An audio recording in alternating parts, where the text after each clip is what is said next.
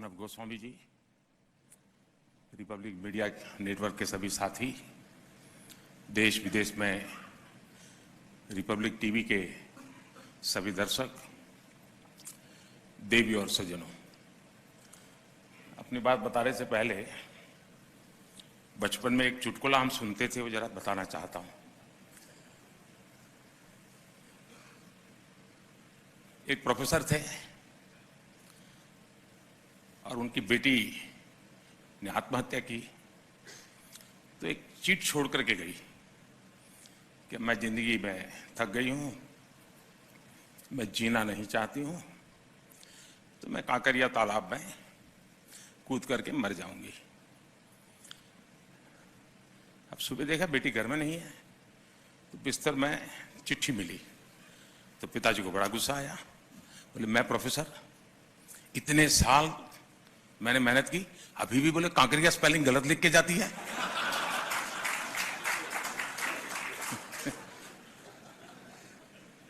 मुझे खुशी है कि अर्नब बढ़िया हिंदी बोलने लगे हैं।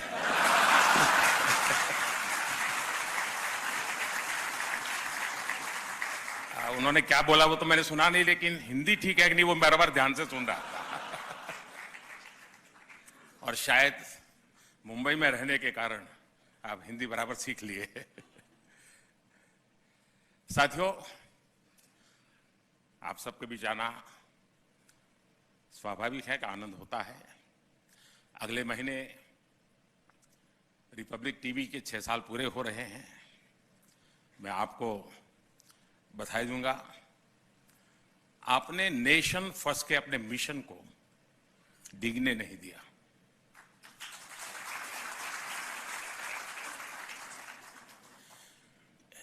हर प्रकार के रोड़े रुकावटों के बावजूद आप डटे रहे। कभी अर्नब का गला खराब हुआ, कभी कुछ लोग अर्नब के गले पड़ गए, लेकिन चैनल न रुका न थका और न ही थमा। साथियों, 2019 में जब मैं रिपब्लिक समिट में आया था, तब उस समय की थीम थी इंडियाज मूवमेंट, और इस थीम की पृष्ठभूमि में देश की जनता से मिला जनादेश था। अनेकों दशकों बाद भारत की जनता ने लगातार दूसरी बार प्रचंड बहुमत वाली स्थिर सरकार बनाई थी। देश को यह विश्वास हो गया था कि इंडियाज मूवमेंट आ गया है। आज 4 वर्ष बाद आपकी समिट की थीम है टाइम ऑफ ट्रांसफॉर्मेशन, यानी जिस ट्रांसफॉर्मेशन का विश्वास था वो अब जमीन पे दिख रहा है। साथियों, आज देश में जो बदलाव आ रहा है उसकी दिशा क्या है, इसको मापने का एक तरीका है अर्थव्यवस्था के विकास और विस्तार की गति।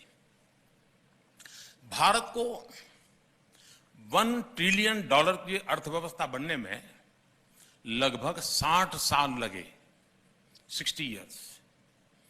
2014 तक हम लोग किसी तरह $2 ट्रिलियन के मार्क तक पहुंच पाए थे, यानी 7 दशक में $2 ट्रिलियन की अर्थव्यवस्था।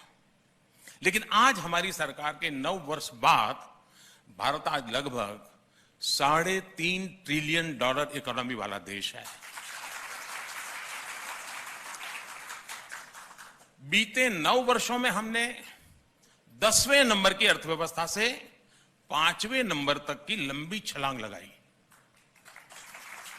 और ये सब 100 साल के सबसे बड़े संकट के बीच हुआ है। जिस दौर में दुनिया की बड़ी बड़ी अर्थव्यवस्थाएं फंसी हुई थी, उस दौर में भारत संकट से बाहर भी निकला और तेज गति से आगे भी बढ़ रहा है। साथियों, पॉलिसी मेकर से आपने एक बात अक्सर सुनी होगी फर्स्ट ऑर्डर इंपैक्ट यानी किसी भी नीति का पहला और स्वाभाविक परिणाम। फर्स्ट ऑर्डर इंपैक्ट ही पॉलिसी का पहला लक्ष्य होता है और यह कम समय में दिखने लगता है। लेकिन हर पॉलिसी का सेकंड और थर्ड ऑर्डर इंपैक्ट भी होता है। इनका प्रभाव गहरा होता है, दूरगामी होता है, लेकिन ये सामने आने में समय लगता है। इसकी कंपैरेटिव स्टडी करने के लिए, विस्तार से समझने के लिए हमें कई दशक पीछे जाना पड़ेगा। आप लोग टीवी की दुनिया वाले 2 विंडो चलाते हैं ना, पहले और अब वाली, बिफोर एंड आफ्टर वाली, तो मैं भी कुछ वैसा ही आज करने वाला हूं। तो पहले जरा बिफोर की बात कर लेते हैं। साथियों, आजादी मिलने के बाद लाइसेंस राज वाली जो इकोनॉमी पॉलिसी अपनाई गई थी, उसमें सरकार ही कंट्रोलर बन गई। कंपटीशन खत्म कर दिया गया। प्राइवेट इंडस्ट्री को, एमएसएमईज को आगे नहीं बढ़ने दिया गया। इसका पहला नकारात्मक प्रभाव तो यही हुआ कि दूसरे देशों के मुकाबले हम पिछड़ते चले गए, हम और गरीब होते गए। उन नीतियों का सेकंड ऑर्डर इंपैक्ट और भी बुरा हुआ। भारत की कंजम्पशन ग्रोथ दुनिया के मुकाबले बहुत कम रह गई। इसकी वजह से मैन्युफैक्चरिंग सेक्टर कमजोर हुआ और हमने इन्वेस्टमेंट के मौके गंवा दिए। इसका तीसरा प्रभाव यह हुआ कि भारत में इनोवेशन का माहौल ही नहीं बन सका। ऐसे में न ज्यादा इनोवेटिव एंटरप्राइज बने और ना ही ज्यादा प्राइवेट जॉब्स क्रिएट हुई। युवा सिर्फ और सिर्फ सरकारी नौकरी के भरोसे रहने लगे। देश की कई प्रतिभाओं ने तब काम का माहौल ना देखकर देश छोड़ने तक का फैसला कर लिया।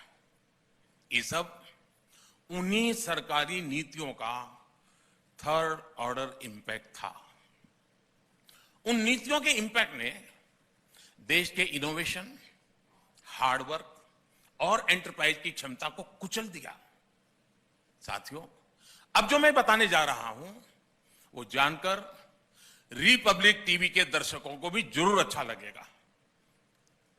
2014 के बाद हमारी सरकार ने जो भी पॉलिसी बनाई उसमें न केवल इनिशियल बेनिफिट्स का ध्यान रखा गया, बल्कि सेकंड और थर्ड ऑर्डर इफेक्ट को भी प्राथमिकता दी गई। आपको याद होगा 2019 में इसी रिपब्लिक समिट में मैंने कहा था कि पीएम आवास योजना के तहत हमने 5 साल में 1.5 करोड़ परिवारों को घर दिया है। अब यह आंकड़ा बढ़कर 3.25 करोड़ से ज्यादा हो चुका है। इनमें से ज्यादातर घर, उसका मालिकाना हक हमारी माताओं बहनों के नाम पर है। और आप जानते हैं आज एक एक घर लाखों की कीमत का बनता है। यानी करोड़ों गरीब बहनें, मैं आज बड़े संतोष से कहता हूं, लखपति दीदी बनी है।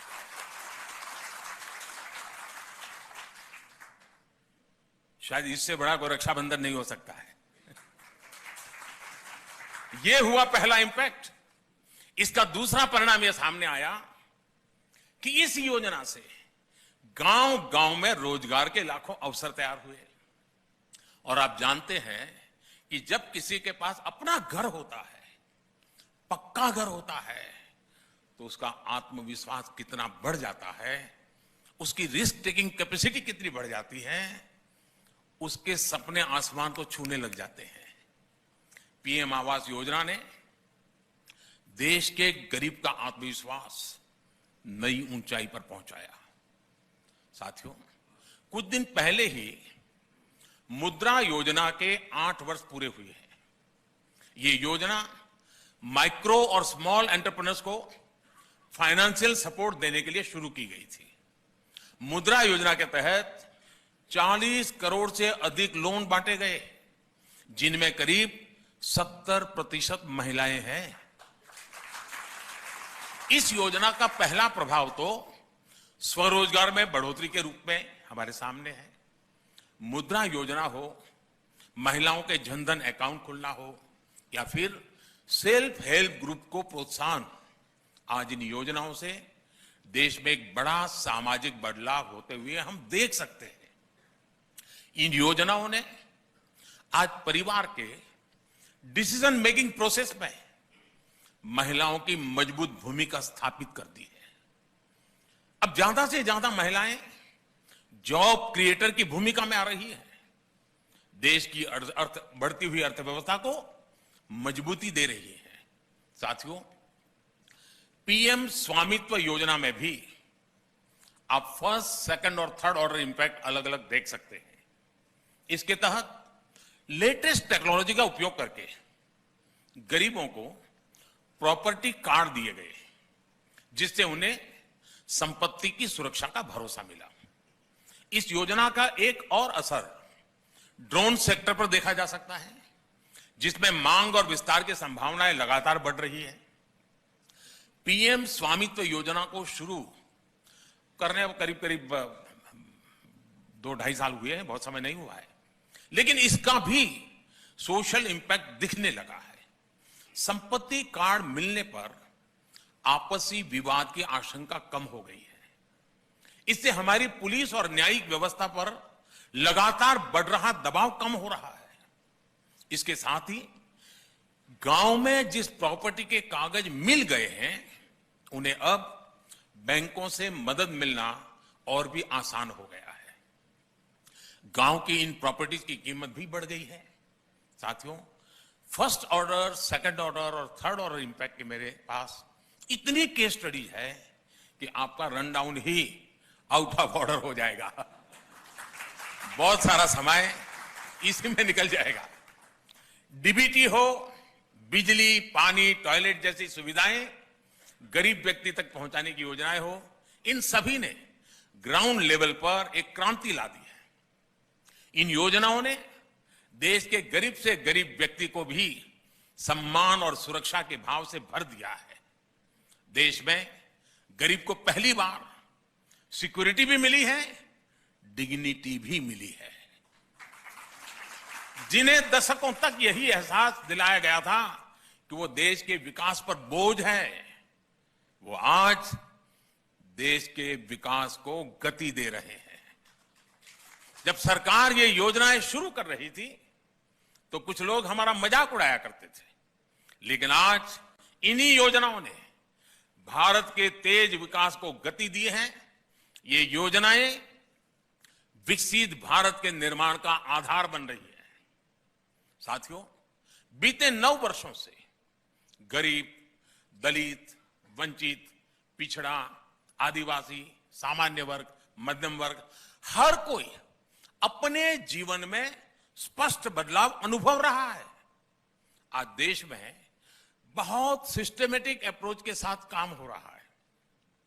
मिशन मोड पर काम हो रहा है। हमने सत्ता के माइंडसेट को भी बदला है। हम सेवा का माइंडसेट लेकर आए हैं। हमने गरीब कल्याण को अपना माध्यम बनाया है।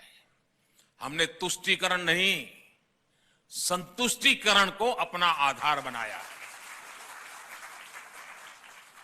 इस अप्रोच ने देश के गरीब और मध्यम वर्ग के लिए एक डिफेंसिव शील्ड, सुरक्षा का कवच का निर्माण कर दिया है।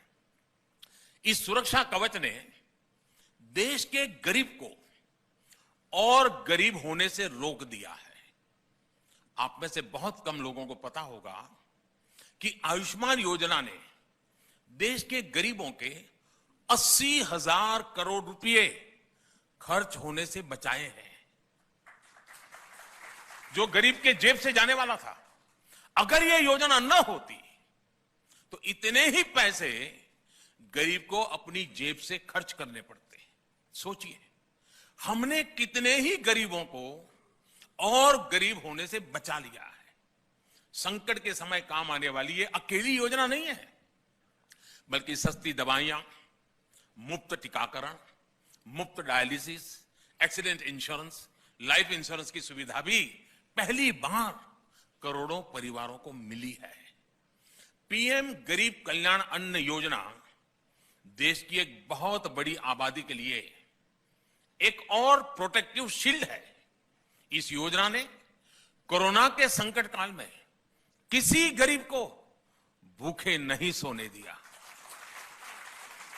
आज सरकार 4 लाख करोड़ रुपए सरकार इसी अन्न योजना पर खर्च कर रही है, चाहे वो one nation one ration card हो या फिर जेम ट्रिनिटी, ये सभी प्रोटेक्टिव शील्ड का ही हिस्सा है। आज गरीब से गरीब को भरोसा मिला है कि जो उसके हक का है वो उसे जरूर मिलेगा। और मैं मानता हूं यही सच्चे अर्थ में सामाजिक न्याय है। ऐसी कितनी ही योजना है, इनका बहुत बड़ा असर भारत से गरीबी को कम करने में हुआ है। आपने कुछ समय पहले आईएमएफ का एक रिपोर्ट आया जो है, एक वर्किंग पेपर, शायद आपने जरूर देखा होगा। ये रिपोर्ट बताती है कि ऐसी योजनाओं के कारण महामारी के बावजूद भारत में एक्सट्रीम पॉवर्टी खत्म होने की कगार पर है। और यही तो ट्रांसफॉर्मेशन और क्या होता है साथियों? आप याद होगा, मैंने संसद में मनरेगा को कांग्रेस सरकार की विफलताओं के स्मारक के रूप में पहचान दी थी। उसकी 2014 से पहले मनरेगा को लेकर कितनी शिकायतें रहती थी। तब सरकार ने एक स्टडी कराई थी। स्टडी में सामने आया कई जगहों पर तो 1 दिन के काम के बदले 30 दिन तक की हाजिरी दिखाई जा रही है। यानी पैसा कोई और हजम कर रहा था। इसमें किसका नुकसान हो रहा था? गरीब का, मजदूर का। आज भी अगर आप गांवों में जाएंगे और पूछेंगे कि 2014 से पहले मनरेगा में कौन सा प्रोजेक्ट बना है जो आज काम आ रहा है, तो आपको ज्यादा कुछ हाथ नहीं लगेगा। पहले मनरेगा पर जो धनराशि खर्च भी हो भी रही थी, उसमें परमानेंट एसेट डेवलपमेंट का काम बहुत ही कम होता था। हमने स्थिति को भी बदला। हमने मनरेगा का बजट बढ़ाया, ट्रांसपेरेंसी भी बढ़ाई। हमने पैसा सीधे बैंक अकाउंट में भेजना शुरू किया और गांव के लिए रिसोर्स भी बनाए। 2014 के बाद मनरेगा के तहत गरीबों के पक्के घर भी बने, कुएं, बावड़ियां, नहरें, पशुओं के शेड, ऐसे लाखों काम हुए हैं। आज अधिकतर मनरेगा पेमेंट्स 15 दिन में ही क्लियर हो जाती है। अब करीब 90% से अधिक मनरेगा मजदूरों के आधार कार्ड लिंक हो चुके हैं। इससे जॉब कार्ड में फर्जीवाड़ा कम हुआ है। और मैं आपको एक और आंकड़ा दूंगा, मनरेगा में फर्जीवाड़ा रुकने की वजह से 40,000 करोड़ रुपए गलत हाथों में जाने से बचे हैं। अब मनरेगा का पैसा उस गरीब मजदूर के पास जा रहा है जो मेहनत करता है, जो अपना पसीना बहाता है। गरीब के साथ हो रहे उस अन्याय को भी हमारी सरकार ने समाप्त कर दिया है। साथियों, ट्रांसफॉर्मेशन की ये यात्रा जितनी समकालीन है उतनी ही फ्यूचरिस्टिक भी है। हम आने वाले अनेक दशकों की तैयारी आज कर रहे हैं। अतीत में जो भी टेक्नोलॉजी आई वो कई दशकों या सालों के बाद भारत पहुंची। पिछले 9 वर्षों में भारत ने इस ट्रेंड को भी बदला है। भारत ने 3 काम एक साथ शुरू किए। एक तो हमने टेक्नोलॉजी से जुड़े सेक्टर्स को सरकार के कंट्रोल से मुक्त कर दिया। दूसरा, हमने भारत की जरूरत के मुताबिक भारत में ही टेक्नोलॉजी विकसित करने पर जोर दिया। तीसरा, हमने फ्यूचर की टेक्नोलॉजी के लिए रिसर्च एंड डेवलपमेंट पर मिशन मोड अप्रोच अपनाई। आज आप देख रहे हैं कि देश में किस तरह और कितनी तेजी से 5G का रोल आउट हुआ है। हम दुनिया में सबसे तेज गति से आगे बढ़े हैं। 5G को लेकर भारत ने जो तेजी दिखाई है, जिस तरह अपनी खुद की टेक्नोलॉजी विकसित की है, उसकी पूरी दुनिया में चर्चा हो रही है। साथियों, कोरोना काल में वैक्सीन का विषय भी कोई भूल नहीं सकता। जो पुरानी सोच और अप्रोच वाले लोग थे, वो कह रहे थे कि मेड इन इंडिया वैक्सीन की जरूरत क्या है, दूसरे देश बना ही रहे हैं, वो एक ना एक दिन हमें भी वैक्सीन दे ही देंगे। लेकिन संकट की घड़ी में भारत ने आत्मनिर्भरता का रास्ता चुना और परिणाम हमारे सामने है।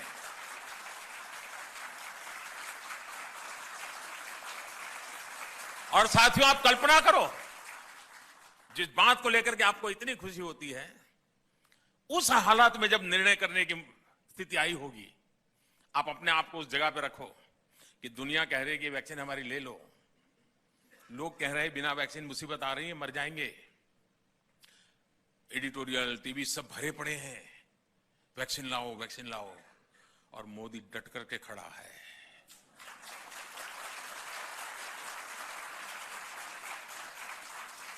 बहुत बड़ा पॉलिटिकल कैपिटल मैंने रिस्क पे लगाया था दोस्तों, सिर्फ और सिर्फ मेरे देश के लिए।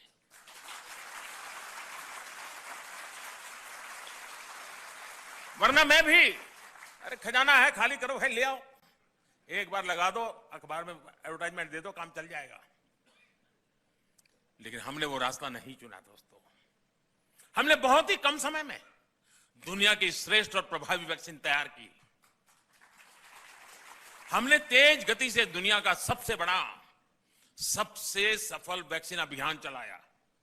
और आपको याद होगा, अभी तो जनवरी फरवरी में कोविड की शुरुआत भारत में शुरू अभी तो हुई थी, और भारत ने मई महीने में वैक्सीन के लिए टास्क फोर्स बना दिया था।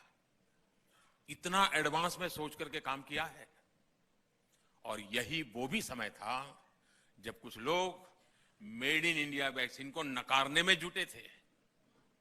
न जाने कैसे कैसे शब्द प्रयोग किए थे, पता नहीं किसका दबाव था, जाने क्या स्वार्थ था कि ये लोग विदेशी वैक्सीन के इंपोर्ट की पैरवी कर रहे थे। साथियों, हमारा डिजिटल इंडिया अभियान की भी आज विश्व भर में चर्चा है। मैं पिछले दिनों G20 समिट में बाली गया था। शायद ही कोई देश ऐसा होगा जिसने मुझे डिजिटल इंडिया की डिटेल जानने की कोशिश न की हो, इतनी बड़ी चर्चा है। डिजिटल इंडिया को भी एक समय में ड्रिल करने की कोशिश हुई थी। पहले देश को डाटा बनाम आटा की डिबेट में उलझाया गया, और ये टीवी वालों को तो बजा मर जाता है, दो शब्द डाल देते हैं, डाटा चाहिए आटा चाहिए। जनधन, आधार, मोबाइल की ट्रिनिटी को रोकने के लिए इन्होंने संसद से लेकर कोर्ट तक क्या क्या प्रपंच नहीं किए। 2016 में जब मैं देशवासियों को कहता था कि आपके बैंक को आपकी उंगली पर लाकर मैं खड़ा कर दूंगा, आपकी उंगली पर आपकी बैंक होगी, तो ये लोग मेरा मजाक उड़ाते थे। कुछ छद्म बुद्धिजीवी तब पूछते थे, मोदी जी बताइए, गरीब आलू टमाटर डिजिटली कैसे खरीदेगा? अच्छा, यही लोग बाद में क्या बोलते हैं, अरे गरीब के नसीब में आलू टमाटर होता कहां है। ये ऐसे ही लोग हैं जी। यहां तक कहते हैं गांव में मेले लगते हैं, मेलों में लोग कैसे डिजिटल पेमेंट करेंगे। आज आप देखिए, आपकी फिल्म सिटी में भी चाय की दुकान से लेकर लिट्टी चोखे के ठेले तक डिजिटल पेमेंट हो रहा है या नहीं।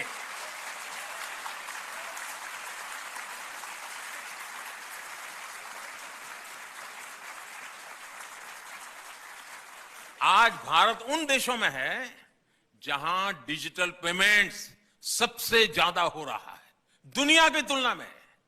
साथियों, आप लोग सोचते होंगे कि आखिर ऐसा क्यों है कि सरकार इतना काम कर रही है, जमीन पर लोगों को उसका लाभ भी मिल रहा है, फिर भी कुछ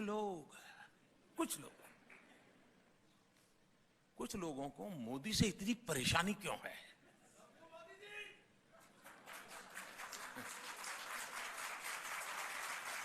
अब इसके बाद मीडिया वालों का समय शुरू होता है।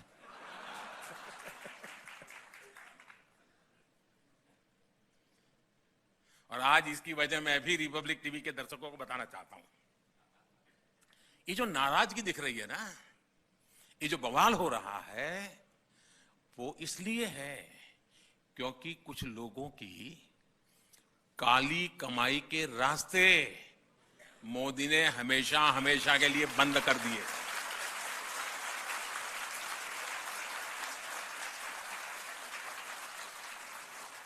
अब भ्रष्टाचार के खिलाफ लड़ाई में आधी अधूरी आइसोलेटेड अप्रोच नहीं है, अब एक इंटीग्रेटेड इंस्टीट्यूशनलाइज्ड अप्रोच है।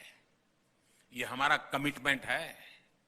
अब आप बताइए, जिसकी काली कमाई रुकेगी वो मुझे पानी पी पी कर गाली देगा कि नहीं देगा?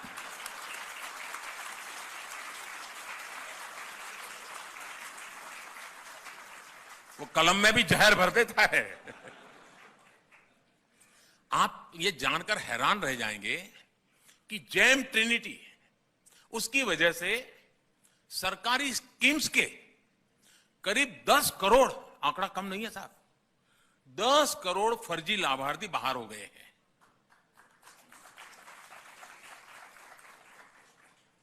10 करोड़ फर्जी लाभार्थी बाहर हो गए हैं। ये 10 करोड़ वो लोग थे जो सरकार का बेनिफिट लेते थे, लेकिन ये 10 करोड़ वो थे जिनका कभी जन्म ही नहीं हुआ था, लेकिन इनके नाम सरकारी पैसा भेजा जा रहा था। आप सोचिए, दिल्ली, पंजाब, हरियाणा की जितनी कुल आबादी है, उससे भी ज्यादा फर्जी नामों को कांग्रेस की सरकार पैसे भेज रही थी।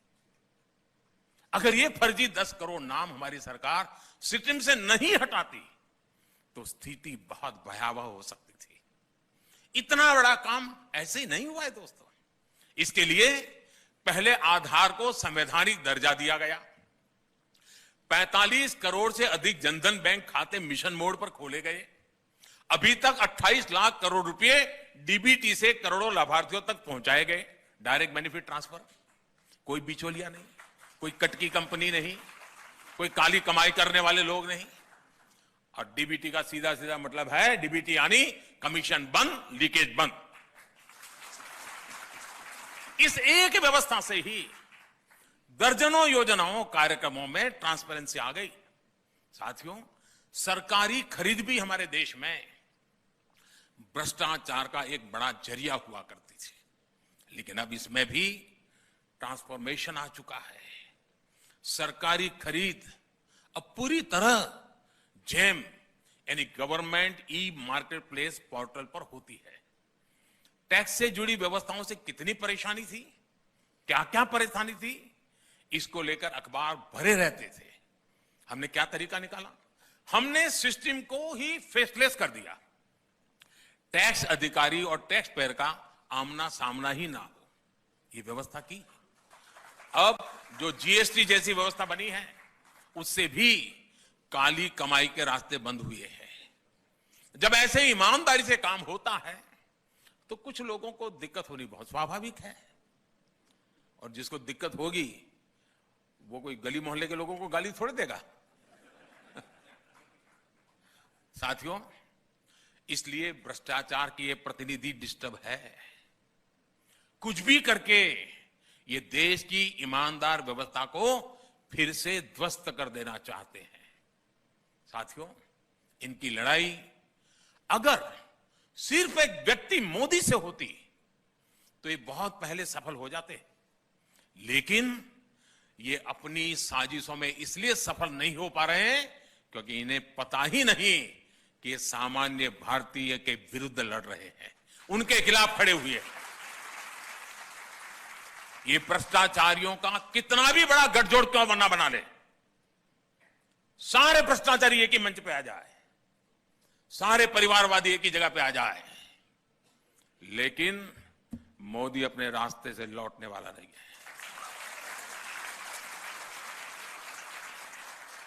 भ्रष्टाचार और परिवारवाद के खिलाफ मेरी लड़ाई जारी रहेगी दोस्तों, और मैं देश को इन चीजों से मुक्त कराने के लिए प्रण लेकर के निकला हुआ इंसान हूं।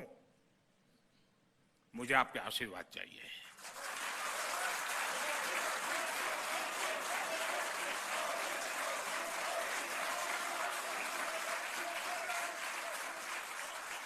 साथियों, आजादी का यह अमृतकाल हम सभी के प्रयासों का है। जब हर एक भारतीय की शक्ति लगेगी, हर एक भारतीय का परिश्रम लगेगा, तो विकसित भारत का सपना भी हम जल्द से जल्द पूरा कर पाएंगे। मुझे विश्वास है कि इसी भावना को रिपब्लिक नेटवर्क भी निरंतर सशक्त करता रहेगा। और अब तो अर्नब ने बता भी दिया है, वो ग्लोबली जा रहे हैं, तो भारत की आवाज को एक नई ताकत मिलेगी। मेरी उनको भी बहुत शुभकामना है। और ईमानदारी के साथ चलने वाले देशवासियों की संख्या बढ़ती चली जा रही है, बढ़ती ही चली जा रही है, और वही भव्य भारत की गारंटी है दोस्तों। मेरे देशवासी ही भव्य भारत की गारंटी है। मैं आपको विश्वास दिलाता हूं, उसी में मेरा विश्वास है। फिर एक बार आप सबका बहुत बहुत धन्यवाद।